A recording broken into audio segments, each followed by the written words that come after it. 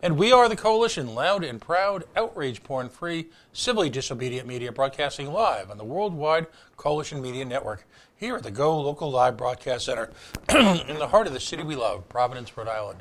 The naked city, the city of 1,000 stories. Yes, hold your dial. In a remarkable achievement, thanks to the beauty of the internet and a paucity of talented people in this state, I'm actually on the air twice right now. If you're on public television, please continue to watch A Lively Experiment. Lively Experiment is, I believe, the premier political roundtable programming here in the state, with a focus of both on national news as well as feeling the heartbeat, if you will, of the local political situation.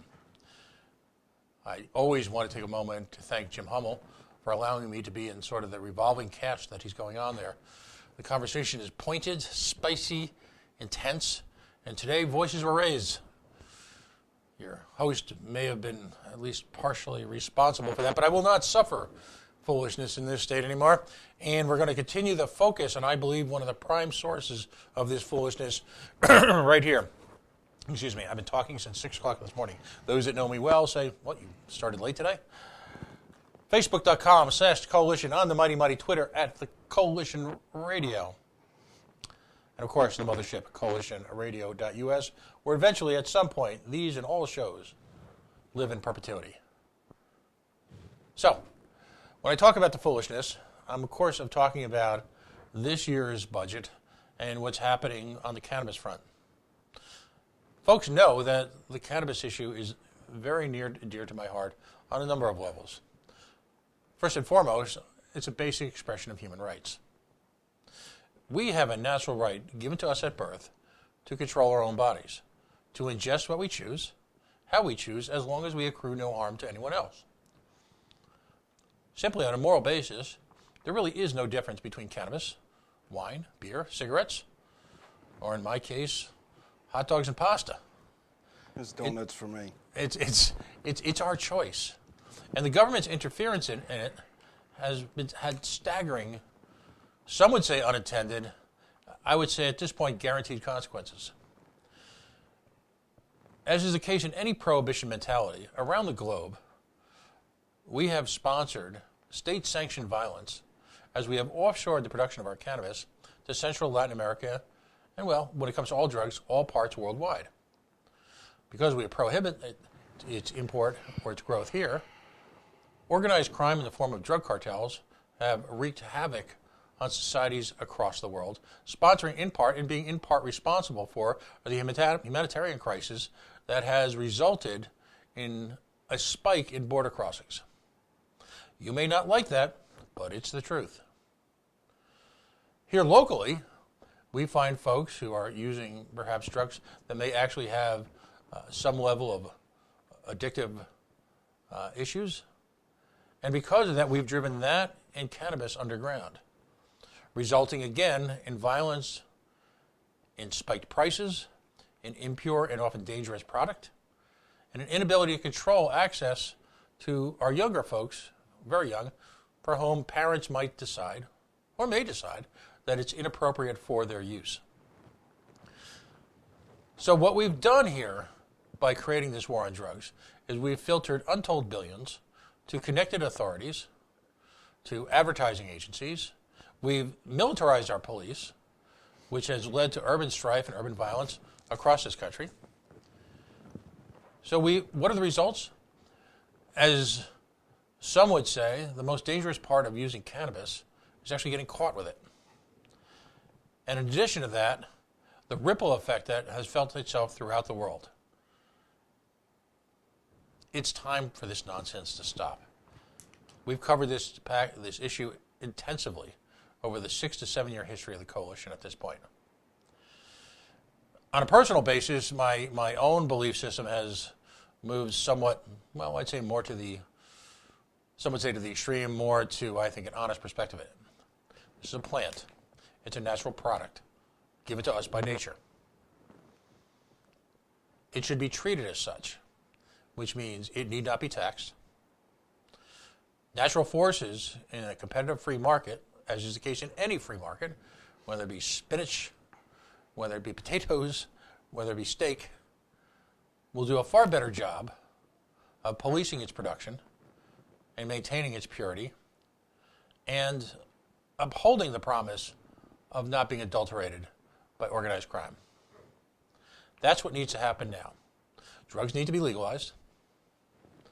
If society wants to react to the potential for abuse on harder drugs, then they should have the right to do so. But clearly the prohibition model works at no level whatsoever anywhere in the world. And we're on our third or fourth prohibition. It didn't work with cigarettes. It didn't work with booze. Folks are human. We have vices and foibles. We should be able to enjoy them without Leo, Big Brother, or whoever staring over our shoulder and creating havoc in our communities as a result. That's my opinion anyway, and it's something I'm going to be working very aggressively towards up at Halitosis Hall, i.e. the State House, all credit to Rudy Cheeks, throughout this year. There is a mass movement towards regulation. And when I say regulation, I'm talking about down to the content level, down to its distribution, down to its pricing at every single level here in Rhode Island. And one only look out to California to see what an abject failure that has been. And California laws are not even nearly as onerous as what's going to be discussed tonight, as is coming out of our governor's office. So instead of having the intended effect of creating a free market opportunity for people to engage in commerce on a legal natural product, instead of creating an opportunity for people to source that product off the streets in a safe, pure form, in order to, and also to eliminate the notion of organized crime controlling its distribution, using violence and money to control its said distribution, it's had none of those effects. In fact, if anything, the situation is worse. So it is with great pleasure that I introduce to you a friend of mine, someone that I've gotten to know in a variety of different political causes over the last few years. He has become engaged. He is now the communications director and on the board of RI Norml. I'm going to give him the opportunity to talk to you about Norml as an organization, the value that it brings to the argument at large, its intriguing history, and its growing presence, if you will, since its reboot here in Rhode Island. Patrick Hermashidis, welcome to the Coalition. Thanks, Pat. Thanks for having me here. All right, good to see you, buddy. So first of all, talk to us about Norml.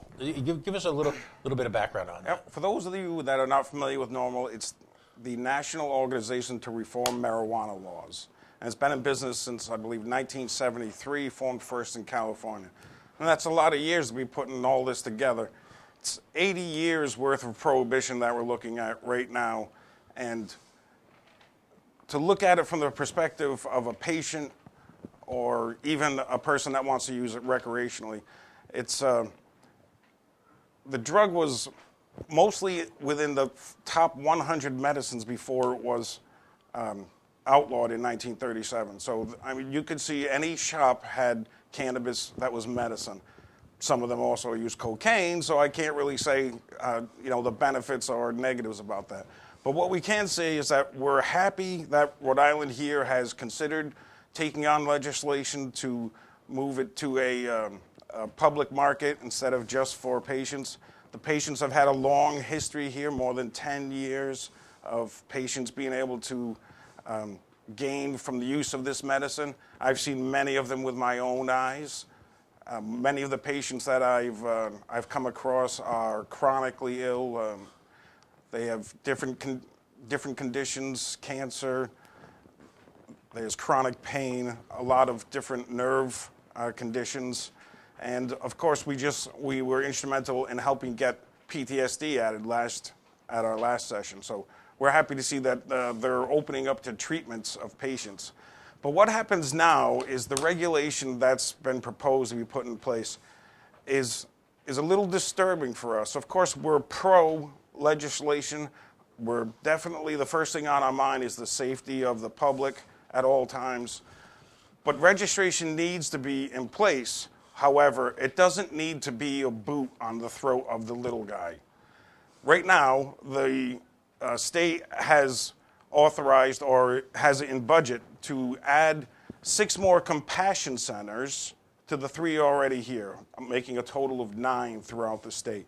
That's great, that's all good and well, but for the patients that are here, the elderly, the people that are at the bottom of their scale. They live, paycheck to paycheck, or sometimes not even. They live off of just straight benefits.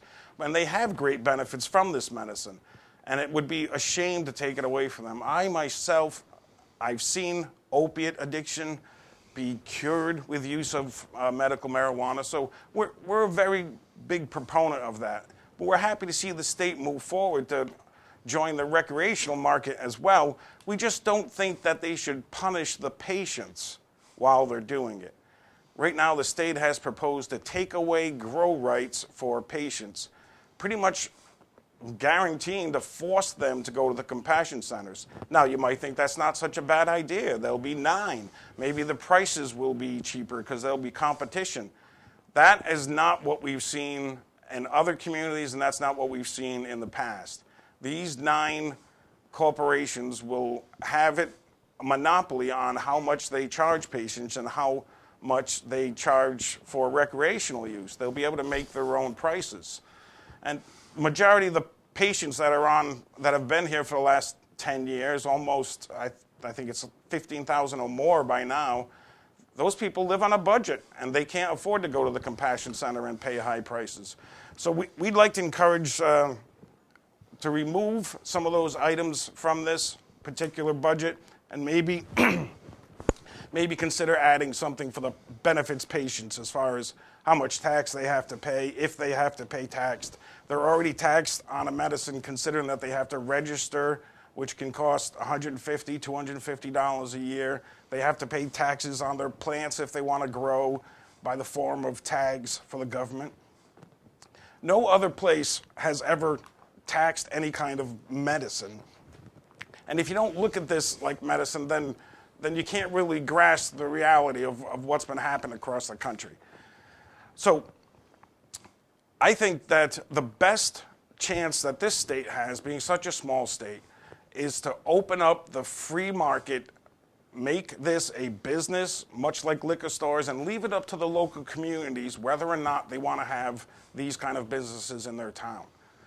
I would say that just an open license board, maybe a control on how many licenses there are across the state, but regulating it down to 9 centers is not going to benefit the economy the way that they could. Right now, they have a chance to take taxes, gain taxes from this business, as well as boost the economy if they just allowed small business to thrive.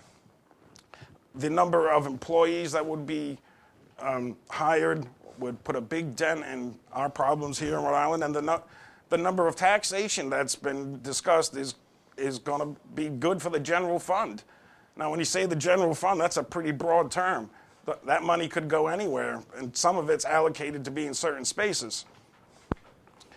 But we'd like to just see this progress go forward and not backwards. We'd like to see the patients protected and do what you think is best as far as taxing and regulating the open market as far as recreational use is concerned. So really the only difference between your and I approach, we both want full legalization, is that I believe that the government should just get their hands off of it.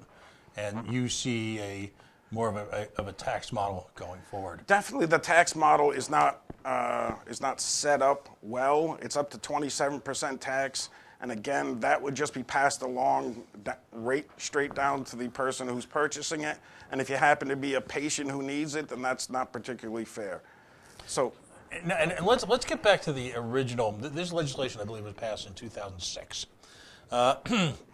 Took a little while for it to get off the ground. Mm-hmm. At the time, Lincoln Chafee was the governor and was afraid that opening up these on state ground would result in some type of federal reaction. So okay.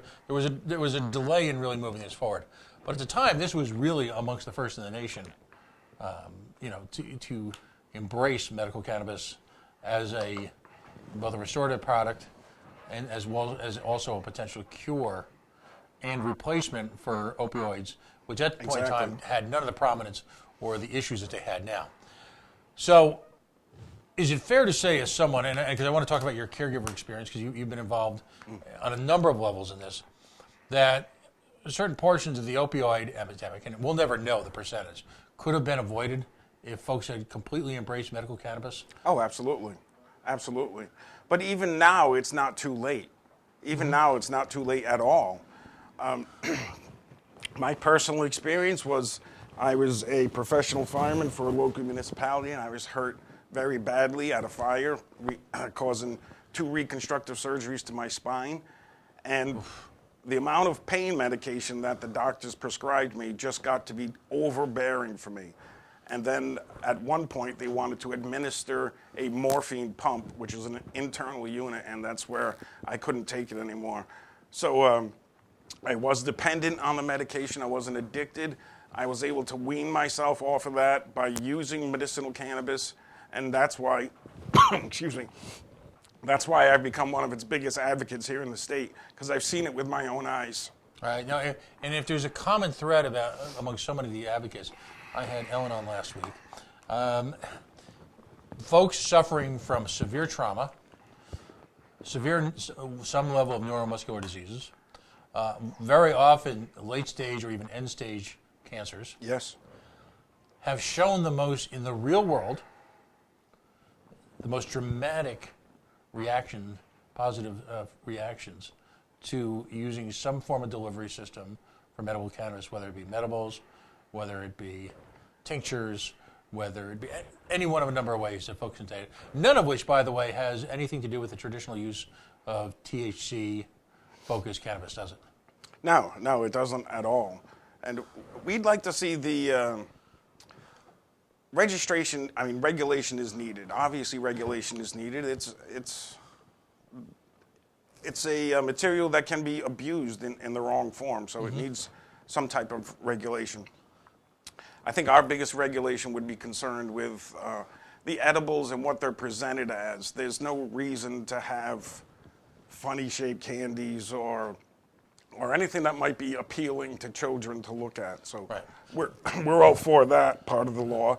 But you and I may agree or disagree on the regulatory notion of this, Yeah. but the one thing we all agree on, whether it be the legalization of recreational cannabis, or again taking the foot off the neck of the patients in the medicinal cannabis, unless it's purely in a medicinal form, there is no intent at any level, at any time, at any place, in any manner, in any method to encourage children to use this, unless, of course, it is, in many cases, been a successful factor in minimizing grand mal and petit mal seizures.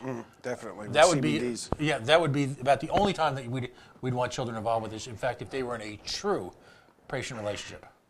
So the notion that we've got to what about the children, I think it's fair to say, and this has been statistically proven, that cannabis as part of a normal product distribution method is less likely to end up in the hands of children.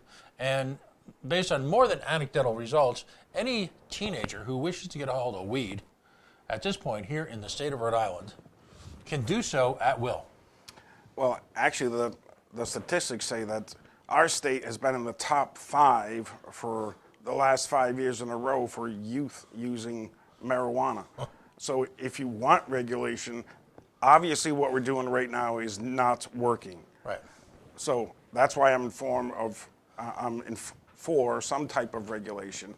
And I'm sure there's smarter people than I that can figure out that kind of regulation as far as counting the beans. But I think the state has an opportunity here to embrace it as a small business, increase our economy while at the same time taxing it and getting tax returns back to the state. As long as they have regulation in place that would allow it to be used in certain places, in private, wherever you are.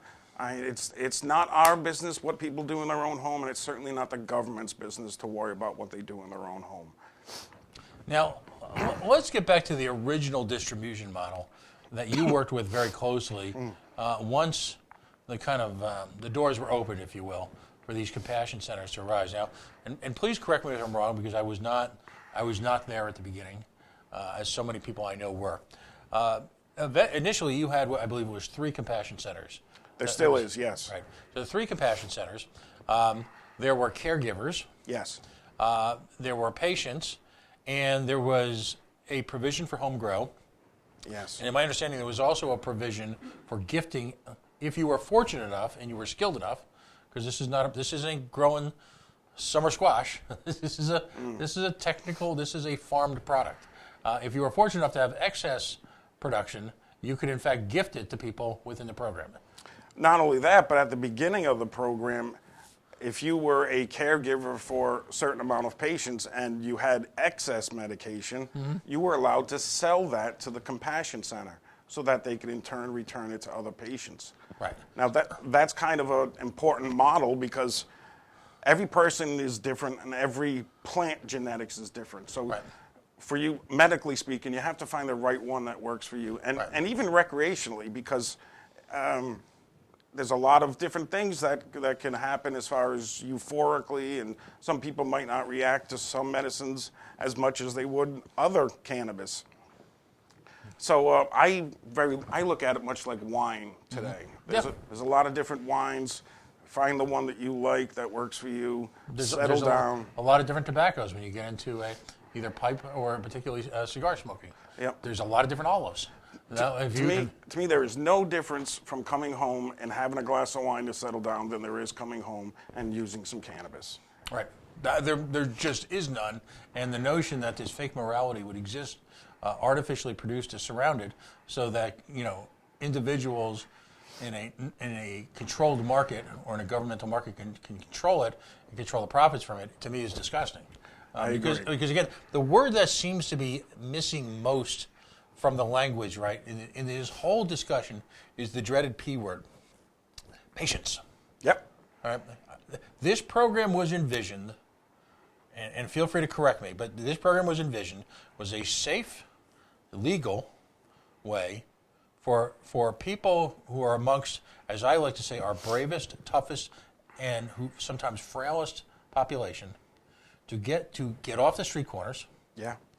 Where, we might not have had fentanyl in 2006, but we've had all sorts of other ways that products have been bastardized over the last 10 to 15 years.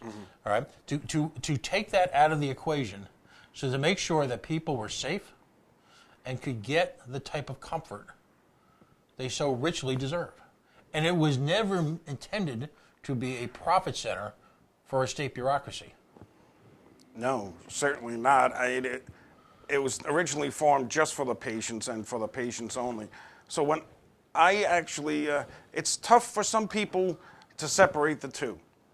When I speak at the State House, sometimes I get responses about, they would ask me a recreational question when I was speaking solely about medicinal use. Right. And to me, that just means that their minds are confused between the two, and they really wrap them up into one, which is not the same. So patients' rights shouldn't be messed with at all as far as I'm concerned. And like I said, the state has a real chance here to embrace a decent economy. Now, the biggest worry right now for the state, I know, is the black market. Is the black market. So far, from what I've seen, the policies of the state has done nothing but encourage the black market. Absolutely. Once they stopped allowing caregivers to sell their excess back to the compassion centers to justify the amount of cost it costs for them to grow, where do you think all that stuff went? I mean, if they had excess, I'd hate to say that they didn't burn it in their backyard. I tried to get as many people as I could to donate it to other patients that didn't have it. So they took away that right, and that just increased the black market. Now that they want to put 9 centers in without regulating the price in any way, it's going to be trouble, and it'll always be cheaper on the street. So until they figure out how to make it even, I think my model would make it evenly placed out in small recreational stores. Of course, they'd have to have security, and they'd have to meet whatever regulations are in place by the town. That would work well, but right now I really feel that 9 centers, well, let's put it to you this way. The centers right now, the last 3, have no compassion.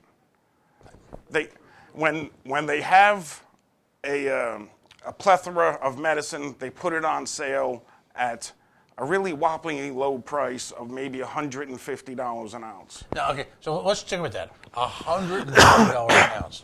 Now, That's using Rhode Island math, that is a lot of money per pound. You can buy a lot of Kobe steak. no. I'm sorry. You're kind of misunderstanding. The 150 is on the lowest end. The lowest end. So the patient, say the patient's on a monthly stipend or whatever, they can't afford $300 a month for medication. Exactly. So something has to be done for them to allow them to have the medicine they need at a price they can afford.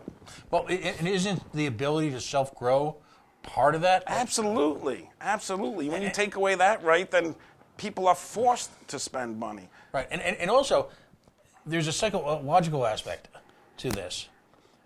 For those people like Ellen who are able to grow, I believe intuitively, I'm not in this position yet. No one in my immediate family is in a position where they need to become part of the program. I'm blessed, but I know that someday they will. So I'll be damned if they're going to screw it for the people who in the future are going to need this program. That's why this conversation tonight and what happens up in Smith Hill is so important. Right. But part and parcel of the challenge to this is, number one, every year for people who are already fragile physically to have to worry about what the state is going to do to them this year. Exactly. Number two, the ability to grow it, or at least amongst your circle of friends for someone to grow it, I personally believe gives you an additional spirit of security, a feeling of independence, a feeling of more control. You know, we talk extensively as a society what it takes to get better from being really, really, really sick. For a lot of the patients, it's actually very therapeutic to have a garden. Right. It gives them something to look forward to, something to get up and do every day. Right. No, and so it's no simple measure, and it's certainly no enhancement to their life. It's no enhancement to their economics, all right, to take away this one liberty that they've got to grow their own.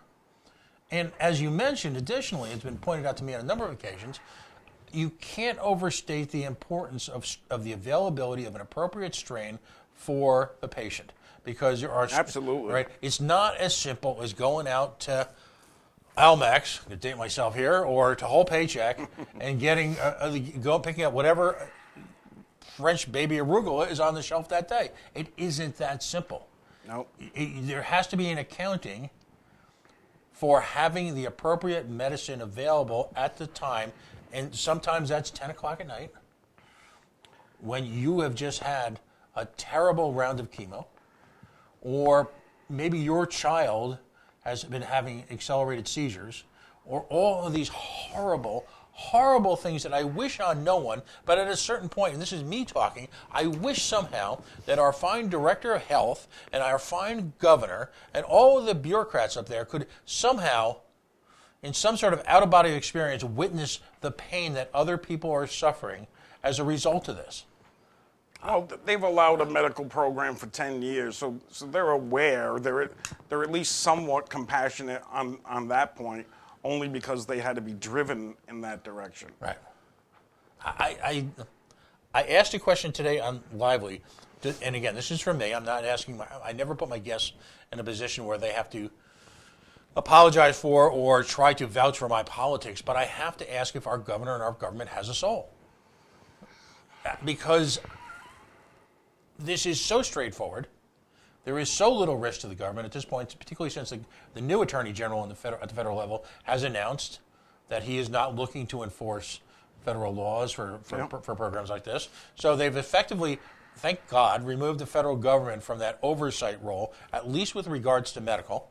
And yet, in one of as a cartoon we like to quote, I have seen the enemy and he is us. These are laws that we are promulgating in Rhode Island, and we are foisting upon other Rhode Islanders. Our brothers, our sisters, our neighbors, our church family, people we work with, people we bowl with.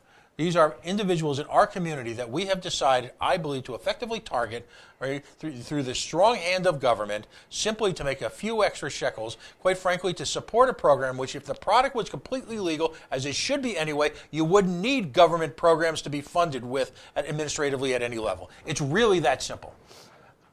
It's outrageous to me that in the year 2019, that somehow we have descended to a level where people will intentionally subject our fellow citizens to pain or potential addiction while surrounding ourselves with a halo of the rhetoric of supposedly being against opioid addiction, which is effectively what you're doing to a certain class of citizen by forcing them to step away from a clean, natural product which has got a demonstrated use for them individually and force them to subsidize, government-controlled, non-taxed opioids. All right, I'm dramatic. You're kind of going on a rant. Yeah, but that's okay. That's okay. But what I'm thinking is that people listening right now probably think I envision people walking down the street smoking weed on every corner, smoking cannabis, and that's not it exactly. The other stipulations in this budget remove the ability for a caregiver or for anyone to make a concentrated oil. 80% of the people that I've seen treated for real issues such as cancer, fibromyalgia, PTSD, they all go on to oil.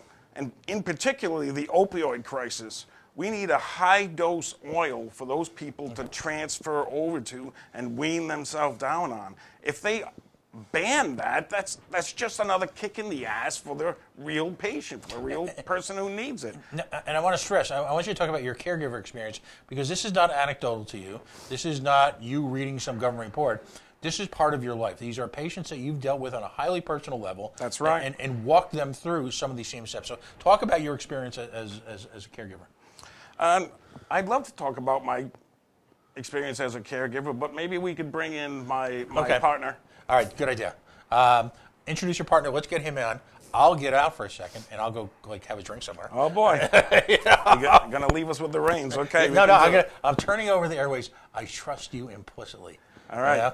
Be right back there with your finger on the button to cut us off. We have three simple rules in the coalition. If we like you, we invite you on. If we don't like you, we make fun of you from afar. And if you're a government official and you won't answer our questions, we simply make the answers up. All right. Introduce your guest and have him come on. We've got plenty of time, so feel free to go on as long as you like. Thanks, folks. I'd like to bring out Artie Stern. Artie Stern is a member of the board of directors on Rhode Island's Norml chapter. Thanks for coming out, Artie. Thank you for having me very much, Pat. Yes. So we need to have a little discussion here about what we think as an organization is the best for the state. Is the best for the state. Now, you listened to me speak about the small business application part of it, and then the larger application of compassion centers. Go ahead. In my experience over the last 6 or so years, I was on the board of directors for one of the original compassion centers. I had a chance to see how things worked on the inside, and I thought that still the patient was getting the short end of the stick. Me being a firefighter paramedic, I've worn a uniform my entire life since I was a little kid as an altar boy to Boy Scouts. It meant helping people. I don't see the point where that is helping people. Agreed. So it's important that these people have somewhere to go, someone to speak to, and the state would like you to believe that it's their local doctor. But how do you feel about that? Well, I want to start in the beginning. We evolved with cannabis. We evolved with the cannabis plant. We produce in our own bodies andenomines, and cannabinoids replicate andenomines. This is a natural medicine for all of us to receive, and we have receptors to receive this medicine. Yeah, I bet a lot of the people listening right now don't know that the human body has a cannabinoid receptor system in it. Endocannabinoid receptor system called the andenomide system. And we are natural receptors to this cannabis plant. And to have the government or any body restrict us from receiving our natural medicine that we evolved with is outrageous. We are Norml, and Norml is the National Organization for the Reform of Marijuana Law since 1970, and we represent cannabis consumers nationwide, whether or not they're registered patients. I want to say this, that this is, we over the years, since 1969, when THC was first discovered in Israel by an Israeli named Raphael Mahulam, THC and the various cannabinoids that come down the line, CBD, CBN, CBC, are natural medicines for our bodies. They fight. And surprisingly enough, it works. And it works. It works. Natural. It helps people off of alcohol. It helps people off of tobacco. Opiates. And it helps people off of opiates. It is the gateway drug to health. And that's. I'd have to agree, because with my experience as far as being a caregiver for many years, I got to see a lot of different patients. Of course, I couldn't help every patient, but I tried to form a little organization that would have other caregivers, so that if I couldn't help this patient, maybe somebody else could. Maybe they were growing a particular medicine that I wasn't at the time, and it was more beneficial for the patient to go to them. I've seen, so at the beginning, if someone had come up to me and said that cannabis is going to make a difference in the fight for cancer, I would have laughed in their face. How long ago? 6, 7 years ago, I would have laughed in their face. And since then, I've literally seen stage 1 lymphoma disappear from using RSO, Rick Simpson oil, which is the concentrate of cannabis oil. This state wants to regulate that here so that it can't be produced, when that is the most important medication. RSO comes from a gentleman, as we know, Rick Simpson. Rick Simpson. A Canadian that was run out of Canada because he helped patients. Over 5,000 cancer patients so far. Rick Simpson. He's one of our Canna heroes. Yep.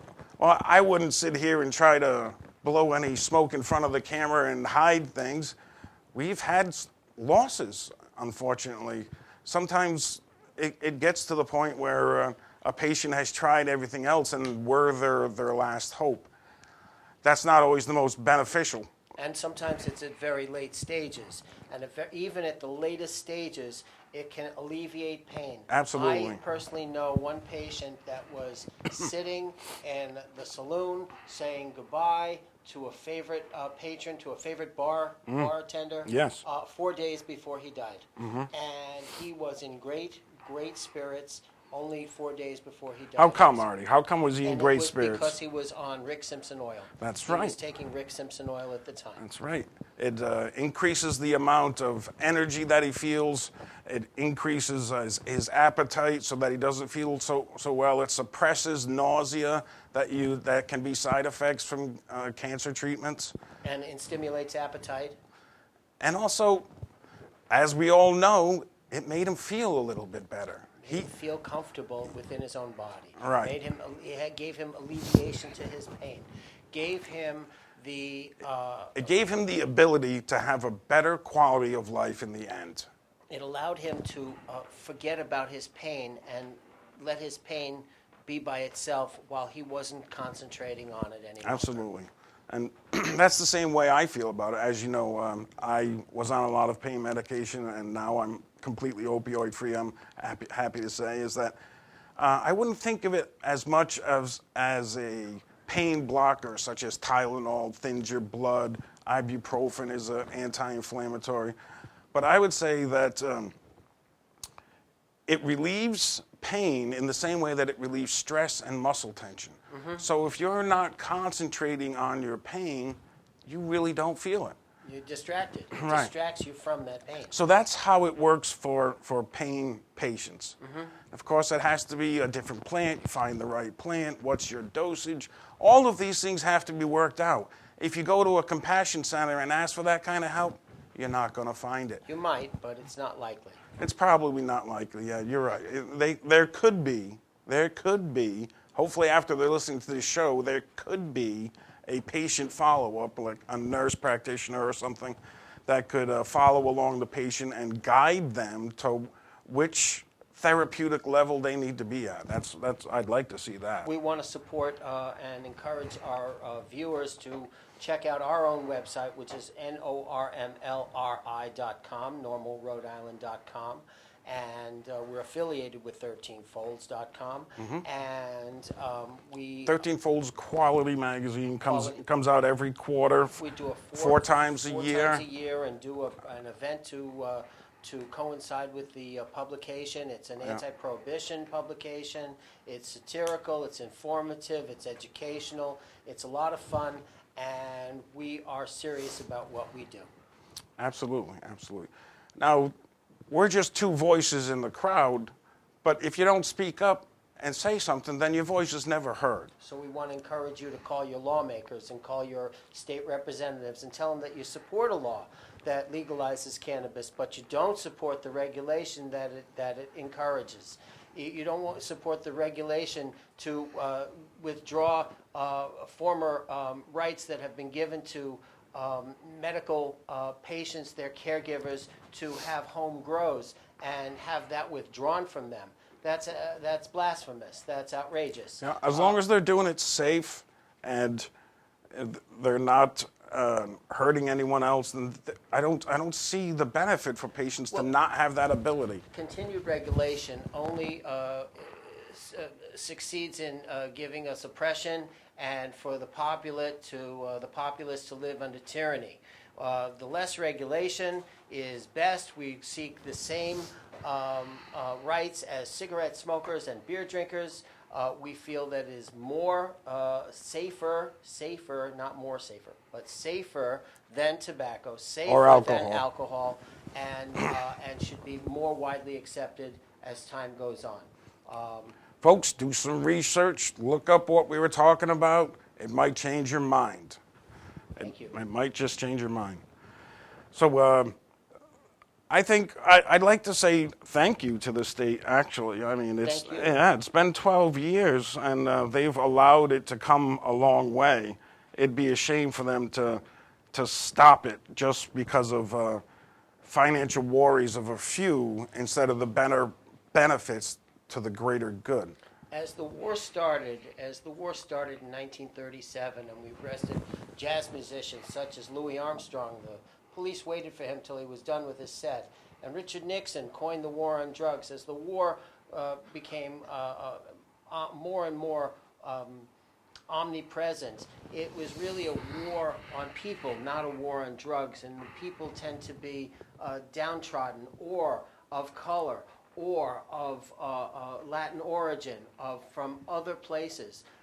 It is a war that started in racism. It is a war that started about the regulation of the plant and who gets to. Artie's our local historian. That's what we go to him for. But what the war has become is who gets to control the money.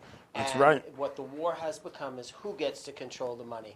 And because the government is starting to recognize there's a lot of money in cannabis, and the more weed that's see out commercials on TV for cannabis that's now. Out there, that's right. The more that's out there, the lower the price will go. That's right. And the more regulation that you have out there, the higher the price will go. So we want you to encourage. And when the price goes high, what happens? It increases the black market. That's right. It increases encourages the black market. They have to look at this from another perspective. Just trying to put, okay, I'll use a great Trump analogy. You can't build a wall around the cannabis and expect it not to go outside the wall.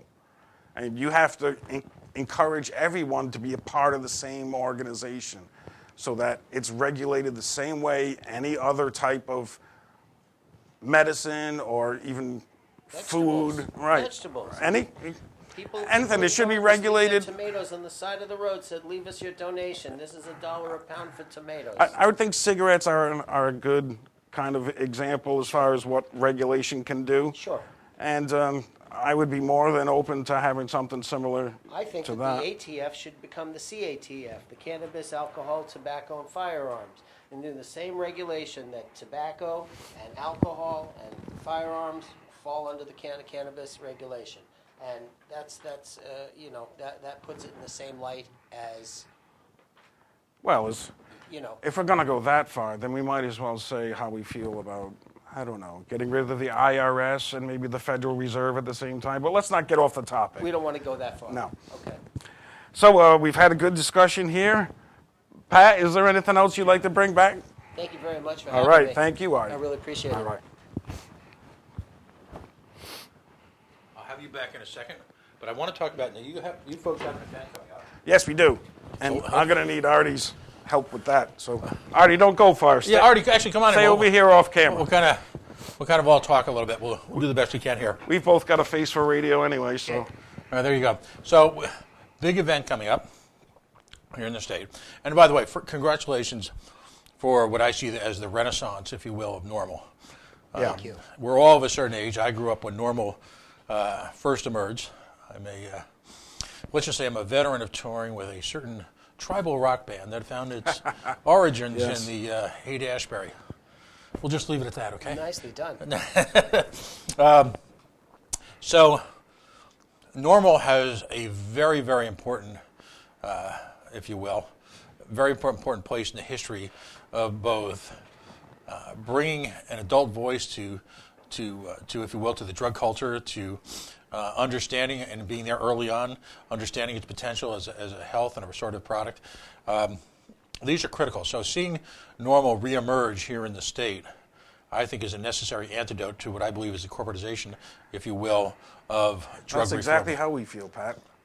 It's a critical voice because folks who are elected to government sometimes feel like they have to tread water and are afraid. I think sometimes for legitimate reasons. Sometimes I'm not casting shade at these folks, but there's very much a tradition here when it comes to legalization and medical cannabis for maintaining the status quo. So you guys, I think, are the right fire to light under people for the right reasons. So as the part of any not-for-profit organization, particularly here in Rhode Island, where corporate types probably aren't lining up to write you checks. Oh, that's true. It's critical that the community, and when I mean the community, I mean folks who engage recreationally, folks who might be in a position as part of the medical community to at least contribute spiritually. It's important that people get behind this effort, and they need to get behind it now, because the decisions that are made here in on Smith Hill and Rhode Island government are going to have ramifications for generations to come. Yes. It's rather difficult to, stuff everything back into the box. Once legislation has been passed, I think we've all seen how difficult it is to get another shot at it for a long time. Particularly if forces can come in and continue to profit from it excessively. All I'll say is, from my perspective, the compassion centers, the fact that they're in a position to lawyer up and they're in a position to hire advocates and people to work the State House for, tells you to a certain degree how far we've kind of strayed from the original mission. Yes, unfortunately. Money's power. Right. So there were a lot of us who believed early on that the legalization, if you will, of medical cannabis would be an important gateway towards the legalization of recreational drugs. Agreed. What we've seen, though, as a result, and these are my words, not yours, is that the powers that be that profit handsomely from medical cannabis are not in the mood to invite other players on the field. That's correct. And this is, as a libertarian, why we've come to believe that my words is incrementalism is the devil, because we're led to believe, just because we're fair people, and the people that I have to tell you, the people that I've met in the cannabis movement are just they're civic minded, they're engaged, they're smart, they come from every background imaginable. Very, very bright people who have tried to find a way to swim these waters for years now. And we've all come to the realization that half measures allow entrenched interests to dig in. Mm-hmm. I'll use an analogy from outside of cannabis. Today, an organization that has got the exclusive on state gambling announced that they were buying 3 casinos in Colorado. Where did they make that money? Off of us. And I don't blame them. God bless them and their successes, I guess. Agreed. But at the same time, they're not looking to open up the playing field to competitive forces here in Rhode Island. They're not taking the profits and saying, okay, we've made our share. Let's find a way to make gambling, if you will, accessible to all. Now, Money's addictive as well. right. So in the case of cannabis, for it to be successful, it has to be financially at a point where it makes sense to stick or actually cling to and grow attached to a legal distribution channel. The market speaks here brutally, unlike really no other consumer product that we've got right now. There is no underground channel for demon alcohol, is there? I mean, No. You're not going out there and buying a fifth of scotch off of some guy up on Atwell's. You're not. But cannabis is just as a commodity as grapefruits. Right. It's a commodity. Exactly, and it needs to be treated like a commodity. And if it got to a point where the distribution, if you limited the potency of a standard bottle of scotch, you limited who could sell it and who could distribute it, you limited who was allowed to produce said bottle of scotch, and you limited, really every single aspect of it, then raised the taxes on scotch onerously, there is a point where a alternative market would be created. Certainly because of consumer demand. And an uprising. Yeah. And an uprising from being regulated on lushy scotches. Right, and then you see the reaction of government. We all remember what happened with the Indians when they rose up, and all of a sudden, when the Staties raided the Narragansetts for their distribution of smokes. We all understand what happens when the government, and a lot of us won't ever forget. I think it was Randy Nokia's wife who did that uppercut. Whew, wow. You know what the bad part is? All those cops are good cops. They don't want to be doing that kind of thing. They don't want to be wasting their time processing that kind of crap. No, they Unless they're bored to death and they're... Well, some of them, it's their job to do that, but at the same time, I mean, I don't see those guys liking a desk too much. Not here, no. No, and quite frankly, there are real world concerns that law enforcement should be engaged in the state. Absolutely. But busting a kid in the hood for weed shouldn't be one of them. Setting up all sorts of assets by the police department to militarize the policing of weed shouldn't be one of them. But there's so much money at stake, and that needs to be pointed out. So, long answer to a short question. Tell us about your event that's coming up. Sure. We have several events for our nonprofit throughout the year. We usually have one around this time. We call it our masquerade ball, Valentine's Masquerade Ball. So the location is still going to be determined, and I think Artie has more information on this. It's a secret location.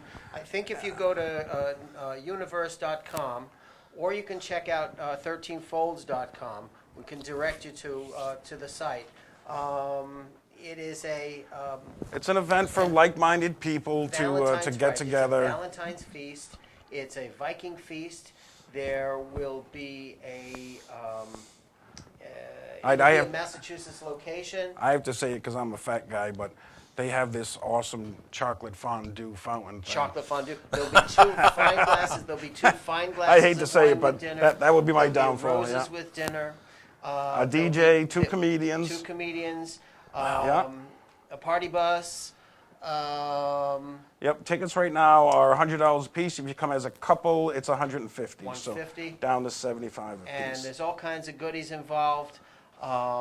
It's go to universe.com, I believe it is. Check out the tickets, or 13folds.com, and we can direct you from there. Yep. Okay. And tell us about 13 Folds Magazine, because he's been an integral part of the community for a number of years. Yes, he has. Dave is a graphic designer and a printer. He's been very, very active in the community and has been very...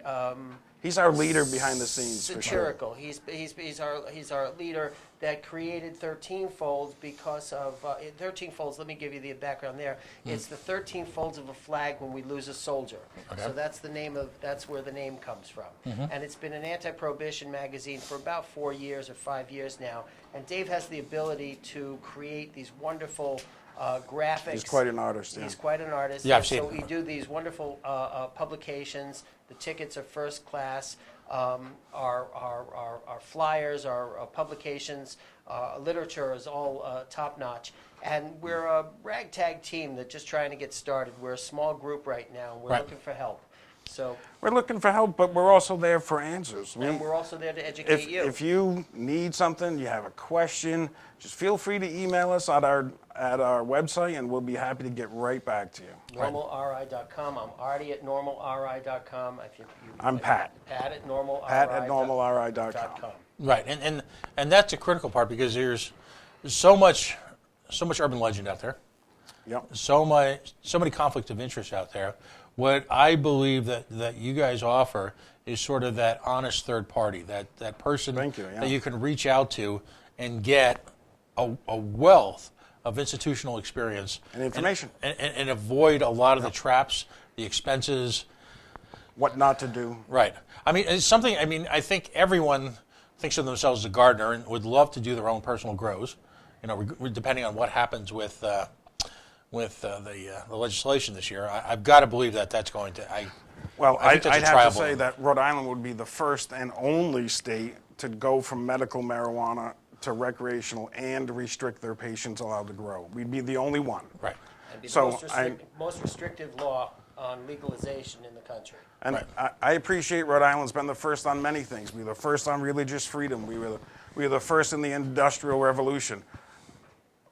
Let's take advantage of the situation in front of us, like our forefathers have always done, and to make this state better while using a product that can help a lot of people. Right. And let's be frank. The notion that you have to have this event in Massachusetts Exactly. speaks volumes. Volumes. You know, here we are, the birthplace of liberty. That's right. You know, it's interesting because I'm active nationally with the Libertarian Party, and one of the first things I like to say is we're from Rhode Island, which is the birthplace of liberty. It's the Roger Gatsby. Williams. It's Roger Williams. Yeah. The first synagogue in America, the first Baptist church in America. You know, really, the birthplace of all things. To regress that dramatically in the process of a generation or two. I folks, feel the same way when I look at our history. Yeah, it's just terrible, and yet we're sentient. We're I guess what's the term now? We're woke. We're awake. You know, watching this happen in front of us for folks like you and I is just it's beyond aggravating. I'm just trying to keep it clean here. So universe.com or 13 Folds, right, is where folks can get the tickets. And not only is there going to be networking here, but critically, some of the proceeds will go to Norml. Absolutely. Yeah. All right. So it takes money. You know, And we'll have a normal booth set up there for signing up All of the members. proceeds are going to go to Norml as far as us, and we have bills to pay nationally. Mm-hmm. But we're also in the midst of forming a political action committee. right. So funds will go to our political action committee so that we can make these things happen. So that for you, we can work harder. Right, and that's, folks need to make an investment in their personal freedoms. They need to step a little bit out of their comfort zone. There's a lot of different ways they can do it. Certainly if they're in a position to spread, as the late great Vincent A. Buddy Sancy would have said, a little bit of the scuttle, because it costs money to do this. Yeah. You folks are opposing well-funded vested interests, both from law enforcement. You're going right in the face, and I'm not a conspiracy theorist, but I'm just really trying to be frank here. You're flying in the face of Big Pharma. Law enforcement community here in the state is no friends of the program. You've got town councils everywhere trying. We do segments here on the show called "Town Council's Gone Crazy," and God bless the American Civil Liberties Union and Stephen Brown and his efforts in going after these town councils and saying, by the way, there is overriding federal and state law here that you have to comply with. You can't make up your rules as you go along. That's right.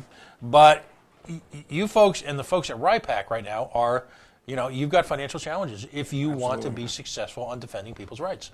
So, if you're not in a position where you can donate, and we understand a lot of people, these are challenging times, but there's also going to be opportunities to volunteer, correct? Yep, correct. that's what we're doing here right now. Right.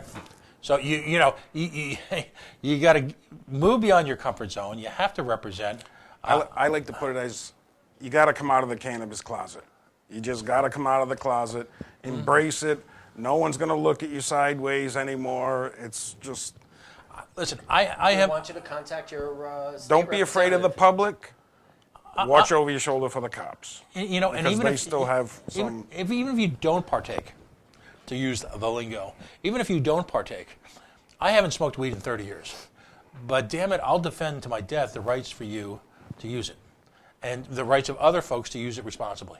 And that's the critical point. To the degree with which we certainly, because we have no direct personal interest in an issue, to the degree with which we turn our backs as a community on that issue, we sacrifice those issues which we hold near and dear. Because it takes when I look at the success of the folks in Northwest Rhode Island in fighting Invenergy and the Burrillville plant up there, it's largely based on ability of people who might not be directly impacted. It isn't directly in their backyard, but who feel strongly, gotten together, they've been successful. The people who defeated the stadium against overwhelming odds were not people who normally got into bed together. But you know what?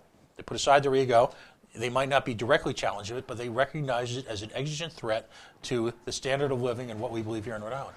It's just as important that folks get involved in Norml. People don't believe that we're as close as we are to disaster. They believe that we're as close as we are to full legalization. What's been laid out there for the law is people will say, well, it's almost legal. Well, it ain't almost legal. It isn't even close. We've got 10 or 11 states nationwide that have some form of recreational. We have 30 states or 33 states nationwide that have some sort of decriminalization. There are some federal bills going on this year, too, that have been brought before the House. And the World Health Organization just monitored today to deregulate. World Health Organization, today's news was to deregulate cannabis worldwide. So we're moving in the right direction, but we need people. We need people to contact their legislators. We need people to get on the horn and contact them and write to us, write to them, and let them know how you really feel and what's right for you. If you don't know for who patients. you, not to interrupt, if you don't know who your representative, there is a spot on our site where you can click and find out who your local representative is, and that is just a direct line to the Department of State here, the state's information pages, so you can find that out right away. When we have these events, we try to get as many people to come on board as a member as possible. So we have memberships. Our lowest one is $10, and that basically just gets you a card. But with 20 or higher, you get access to our information. You get a copy of 13 Folds. You get a T-shirt. You get a T-shirt. You get special. You'll know before everybody else when our next event comes out. So, so there's a lot of little benefits to it, and you can also attend our meetings so you can make your voice heard. Excellent. And do we have any sense yet now we know that Gina, my understanding, please correct me if I'm wrong, my understanding is that Gina's proposals lie within the actual budget. That's right. All right. Which is, again, I'm hoping we can speak before the Special Finance Committee, because right. Because by putting it into the budget, there's much more of a tendency to just kind of let things slide. That's how you pass stealth legislation in this state. You bury it in the budget. Because ultimately, the budget gets pushed through at some point. As opposed to, I would have thought the more appropriate way would have been to submit distinctive legislation. bills. Which would have been debated both at Judiciary, House Finance, 3 or 4 different spots, both in Senate.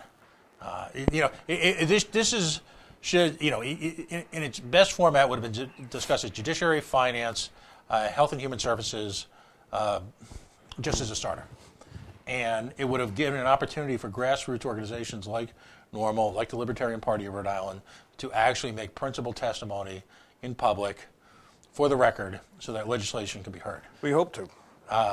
So if folks want to reach out to their legislators and say, not only do we support full legalization, not only do we support taking the handcuffs off the medical program, but we also believe that this should be discussed in the open as part of the normal legislative process, I think that would be helpful as well. Because ultimately, there's still a lot of questions about the medical gains that can be had by cannabis. But right now, as it exists now federally, because it's scheduled in the same league, incredibly enough, as heroin and any one of a number of highly addictive, challenging drugs, which should all be legalized anyway, pure free market capital-based research into the incredible potential for benefits from cannabis can't go forward. Now, No. You're hamstrung. So, when you talk about it being an anti-seizure drug, particularly when you see these heart-wrenching pictures and videos of little bitty babies suffering, not only just through the actual convulsions, but realizing now with the advances we've made in neuroscience, the long-term negative effects, the damaging effects each one of those convulsions, each one of those seizures has. Kids can't breathe or eat while they're in convulsions. They're so devastating. They kill them.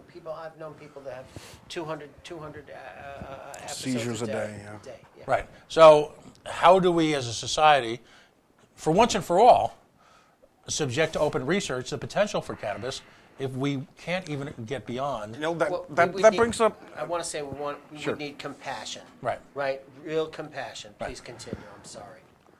That was one of my other thoughts as far as this state is concerned. Not only do we have the chance to fix the economy, bring in some taxes, we have some of the best medical schools in the country right here in our state. If it wasn't a Schedule I drug, then they could have this particular medical group, which is renowned throughout the country, start to study the medical benefits of it. Mm-hmm. And if the state allowed them to do that, they'd have to get the Schedule I because I'm sure they have some kind of federal support at the school. So. Right. I mean, ultimately. But just the potential to move forward strikingly fast is here right now. It's within our reach if we only have the ability to grab it. And if we model our program after other programs, perhaps Oregon or Maine, or programs that have been proven to be successful, it would be a lot easier than to reinvent the wheel. We're out there. I'm convinced that legislation like this has been promoted to if for political cover, because if it's passed, certain elected officials can take credit for it. It gives the opportunity, though, for the civil libertarians like me to object, and it gives the opportunity for folks who are not happy. And understand there's an entire industry of people, and we know who they are, so I'm not here to put people on trial. But we all know the people in this state who have been given extensive funding to oppose cannabis. And the problem there is, if in fact cannabis is legalized, that gravy train ends for a lot of people. Mm-hmm. And it's lucrative. We're not talking small money here. Mm-hmm. Well, it's an obvious solution. It has to happen in this state because it's happened in Massachusetts. It's going to happen this year in Connecticut. If anything, we would be fighting all of the legal bills for those people that are somehow connected to the police department when they travel through our state from one of those states to the other. That means we got to pay for the officer to be at court. We have to go to court. We have to prosecute. Mm-hmm. We have to do all of those things that wouldn't be done a few hundred yards down the road.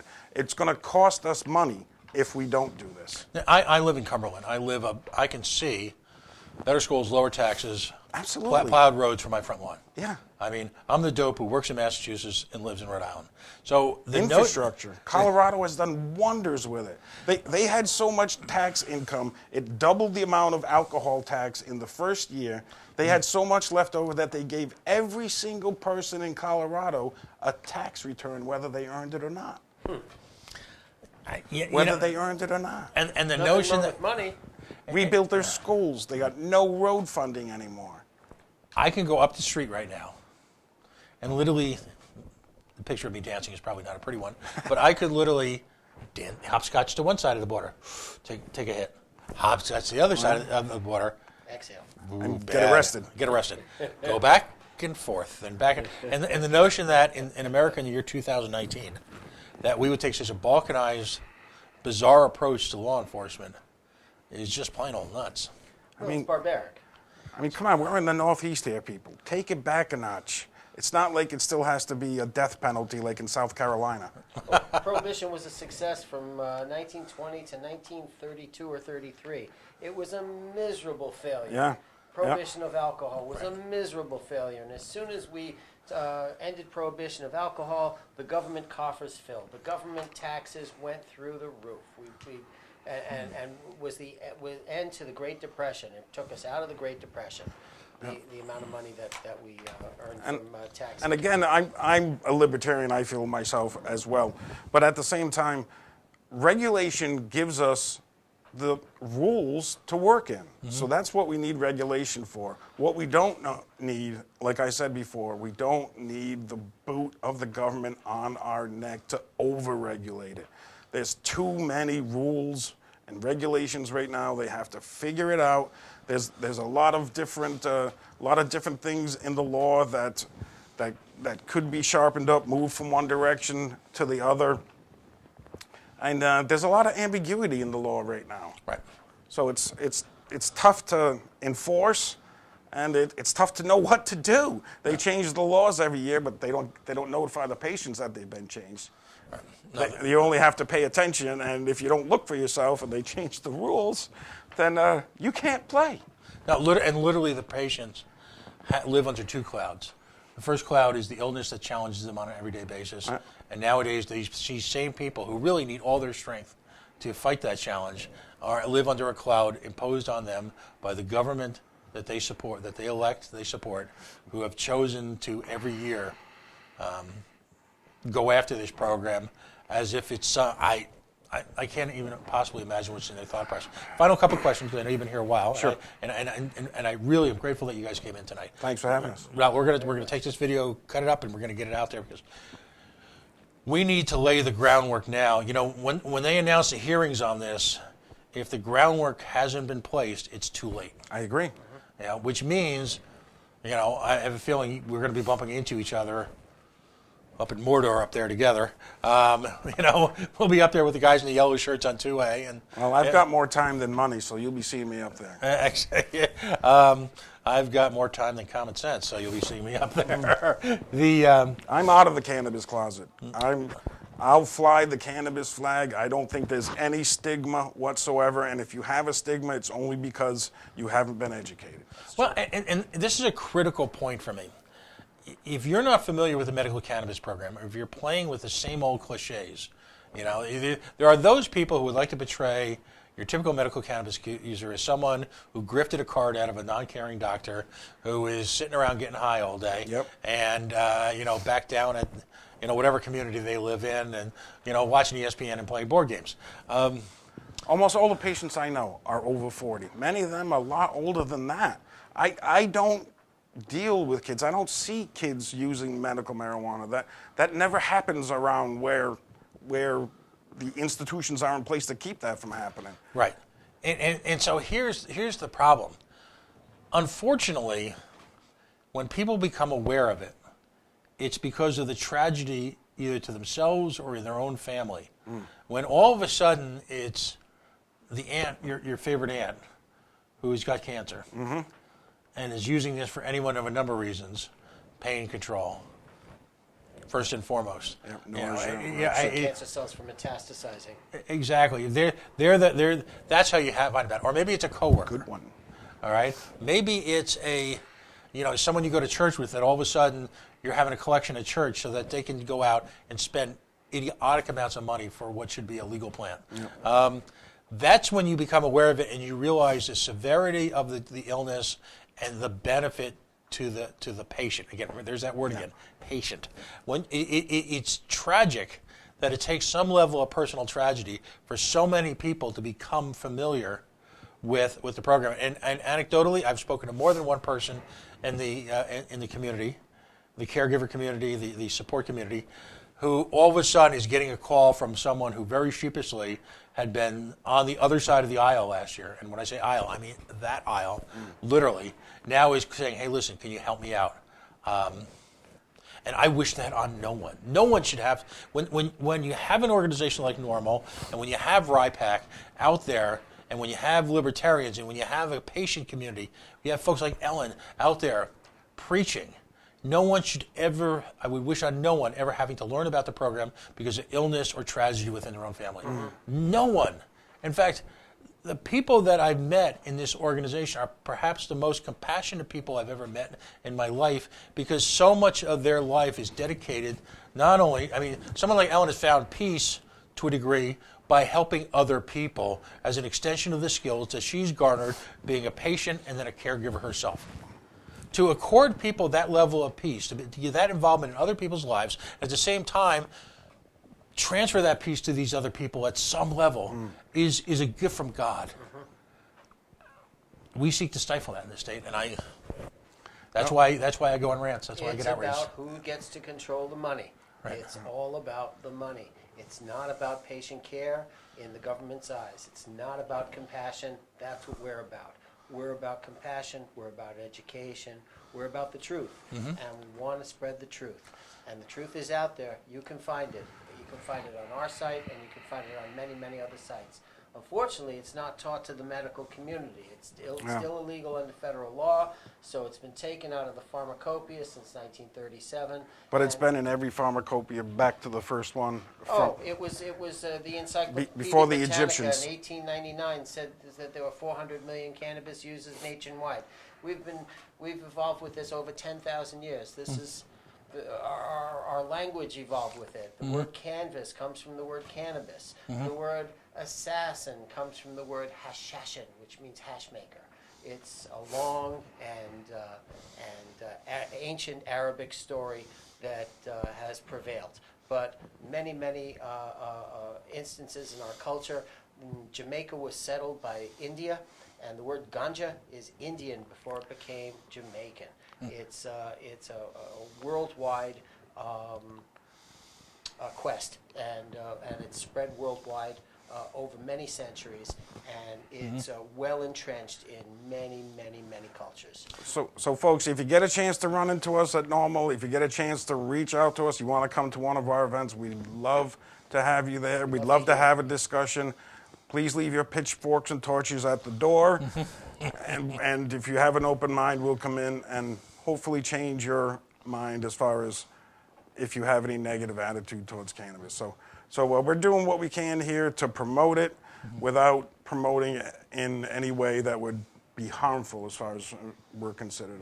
That's our number one concern, of course. Always. Excellent. And last question: are there so many people like me tend to throw shade up at the folks on Smith Hill, and there are some wonderful people who are trying to do their best to do the best for their community up there. Is there anyone in the legislative community that has reached out to you guys yet, or has been particularly helpful? Not that I'm aware of, but I understand that Representative or Senator Miller, Josh Miller, is active in our cause. Although we haven't spoken with him directly yet. But you'll be reaching out to him. I think so. Okay, great. And of course, Scott Slater. Yeah. Well, literally the he's got the most experience, so we might as well use him as a resource. No, absolutely, and he's been wonderful. Yeah. And he's there are times when he's sacrificed a lot to try and keep this program in check. Yeah. And what I mean in check in its current status. It's a legacy for him that's intimate and historic, and I think he's been very, very good, both within the recovery community, with the cannabis community, and everyone in trying to find some type of middle ground that can keep the program intact and can make people happy and still deliver that peace that we want to people. All right, so reintroduce yourselves and give the organization and the website one more time as kind of a punctuation. Normlri.com and 13fold.com. My name's Patrick Rimmershitis, and I'm on the board of directors here with Artie Stern, also on the board of directors. I'm ARTY at normlri.com. And you're Pat. I'm Pat at normlri.com. Feel free to reach out to us if you have any questions. If you have some friends that you think might benefit from this, we'll be happy to point you in the right direction and make the transition as easy as possible for it. So if you can come out and support us, we would love your help in any way that you can, whether it's becoming a member, volunteering. We always need, the bigger our group, the more say that we'll have. So. Very much. All right. We're going to take a few-minute break as we get kind of rigged up for a couple of national guests that are going to come on. But this broadcast will be up on the web shortly. When's the deadline to buy tickets, by the way, for the Valentine's Day? Well, online tickets, I think, are the 13th, 14th, like that, because the event is the 16th. Okay. And that's. And tickets will not be sold at the door without a private invitation. All right, so and let's put a fun aspect on this at the end. Forget about the politics for a minute. Forget about the cause just for a minute. Okay. All right, that sounds like a hell of a party. Well, it's going to be fun. A good time will be had by A all. lot of good camaraderie. It'll be a good time. Come out and enjoy people with like-minded, or come out and maybe learn from some of the wonderful speakers we'll have there available for you. Great. Thank you very much, gentlemen. Thank you. We are the Thank you very coalition. much for having us. No, and the door, listen, as I like to say to certain people, the door is open.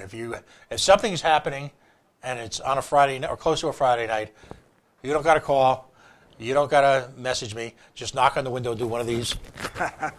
Thanks for the invitation. And it's open and it's profound. God bless you, gentlemen. Really, Thank God you very bless much, you. sir. All right, very much. we are the coalition of loud and proud, outrage porn-free, civilly disobedient media, broadcasting live on the Worldwide Coalition Media Network here at the Go Local Live Broadcast Center in the heart of the city we so much love. It is back to the Naked City. The Foxy is open again. We can all rest easy. We can party. This weekend, in addition, listen, take some time this weekend. If you're going to watch a Super Bowl and you want to do it amongst the folks, come down to downtown Providence. There is no place to party like it in the world. And quite frankly, there's no better place to sin than here in Providence, Rhode Island. Facebook.com/The Coalition Radio, on the mighty Twitter, and at Coalition_Radio, and of course the mothership, coalitionradio.us. Stay tuned. We'll be back in a few minutes. Thank you.